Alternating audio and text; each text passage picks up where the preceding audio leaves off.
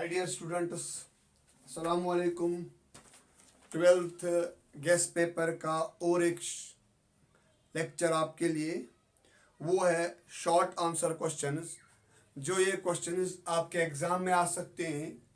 ये क्वेश्चंस आ सकते हैं या 2 नंबर के या आ सकते हैं 3 नंबर के। एक आपको दिया गया है स्टेट गॉसियस लॉ इन इलेक्ट्रोस्टैटिक्स। हमें क्या करना है, हमें स्टेटमेंट देना है किसका, गॉसियस लॉ का। ये लॉन्ग आंसर भी आ सकता है और शॉर्ट आंसर भी, लेकिन इस साल आपको गारंटी है मेरे ओर से ये आपके एग्जाम में शॉर्ट आंसर आएगा। ये है statement of Gauss's law in electrostatics. Electrostatics देखो बच्चा क्या करना है।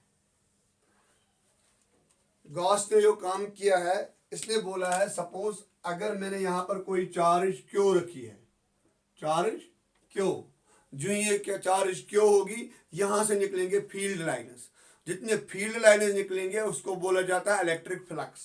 सपोज मैंने इस इलेक्ट्रिक चार्ज को बाउंड करके रखा है, यानी मैंने इस चार्ज को क्या रखा है, inside the closed surface, inside the closed surface, यानी हर एक साइड से मेरे बच्चा जो ये सरफेस है क्लोज होके है, हर एक साइड से जो ये सरफेस है बंद है।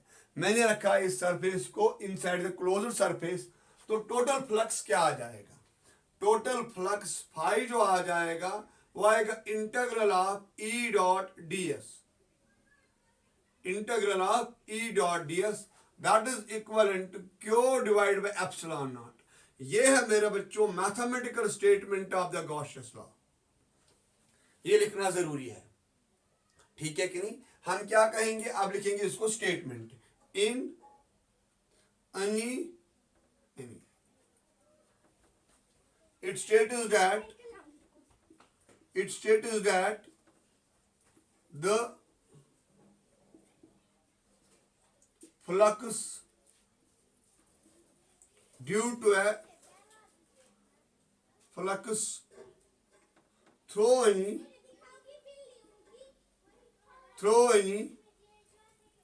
closed surface is equal to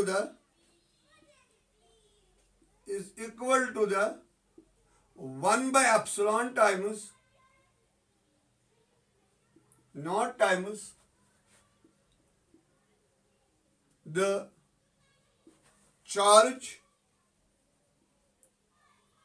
enclosed by the surface। इतना ही, यानी क्या बोला जाता है, it states that the flux through any closed surface is equal to the 1 by epsilon times the charge enclosed by the surface। यानी जो ये complete flux phi होगा, इसके अंदर कितनी चार्ज है, क्यू। यहाँ आएगा मेरे बच्चों Q divided by epsilon not, ठीक है कि नहीं, ये कैपिटल क्यू, सॉरी, ठीक है कि नहीं। इस तरह से मेरे बच्चों आप ये स्टेटमेंट आराम से लिख सकते हो। अब मैं आपको 1-2 एग्जांपल्स दूंगा समझाने के लिए, लेकिन वो मैं आपको मेरे बच्चों आपको बोर्ड में लिखने की जरूरत नहीं है, लेकिन इस चीज से आपको गॉसियस लॉ क्लियर हो जाएगा। क्या मैं करने जा रहा हूं, सपोज फॉर एग्जांपल मैंने यहां पर दिया चार्ज 2 कॉलम, यहां पर दी मैंने 1 कॉलम, यहां पर दी मैंने -2 कॉलम, ठीक है कि नहीं। कल आपको बोला जाएगा मैंने एक सरफेस ये बनाई है, ये समझोगे, एक सरफेस मैंने ये बनाई है। सपोज जो दूसरी सरफेस है वो मैंने ये बनाई है, कितने आए, 2 सरफेसेस। और एक सरफेस मेरा बच्चा सपोज मैंने ये बनाई है, ये वाली सरफेस। आपको कल एग्जामिनर बोलेगा, आपको एमसीक्यूज मिलेंगे अपने बुक पे, मैं इसका नाम रखूंगा S1, इसका नाम हम रखेंगे S2, इसका नाम हम रखेंगे S3।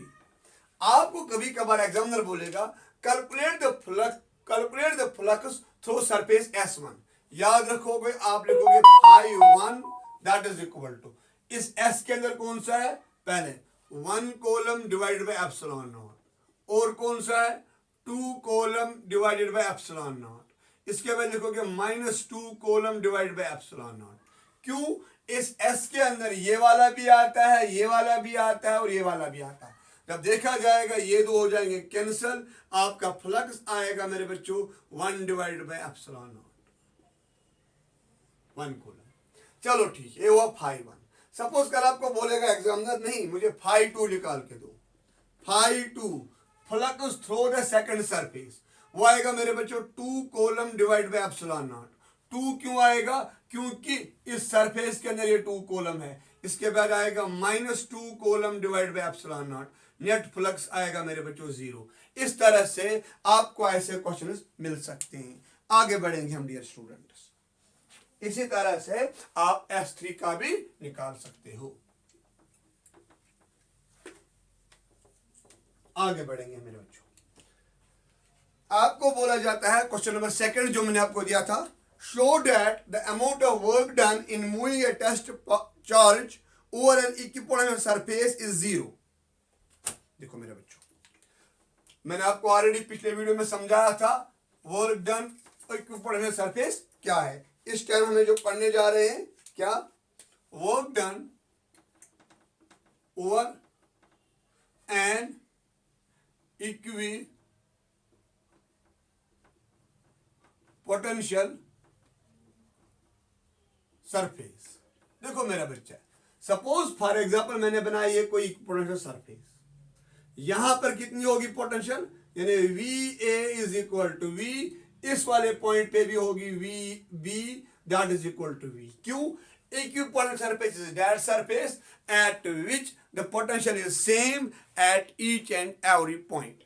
हम जानते हैं मेरे बच्चों जो डेल्टा V होता है बराबर वो होता है WAB divided by Q naught, या हम लिखेंगे इसके बाद WAB that is equal to delta V into Q naught, यानी WAB बनेगा VA minus VB into Q naught. लेकिन जब देखा जाएगा यहां पर VA is equal to VB that is equal to V, इसका मतलब WAB आएगा मेरे बच्चों 0 इंटू Q नॉट। WAB क्या आएगा मेरे बच्चों, वो आएगा सीधे इक्वल टू 0।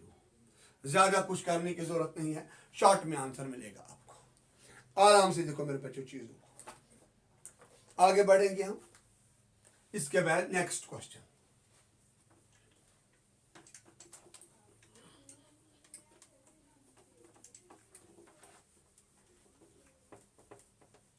नेक्स्ट क्वेश्चन आपको बोला जाता है कि show that E is equal to minus dV by dr, या कभी आपको एग्जामिनर बोलेगा write the relation between change in potential and electric field, या कभी कभार ऐसा बोलेगा। देखो मेरे बच्चों, सपोज मैंने यहां पर ये कोई चार्ज रखी है, ये सोर्स चार्ज है, यहां से क्या कर रहा हूं, मेरे पास ये जो Q नॉट चार्ज है इसको मुझे इधर की ओर मूव करना है, ठीक है कि नहीं।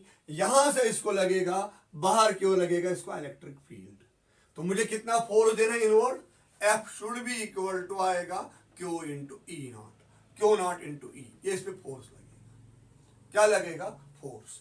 किस डायरेक्शन में? बाहर की ओर से, यानी इसको एक फोर्स F लगेगा that is equal to Q naught E, वो हमें इस डायरेक्शन में देना है, ठीक है कि नहीं। इसके बाद सपोज इस बॉडी को मैंने यहां से यहां मूव किया है through a distance dr, can I say that dw is equal to आएगा मेरे बच्चों F डॉट dr, ठीक है कि नहीं, F डॉट dr।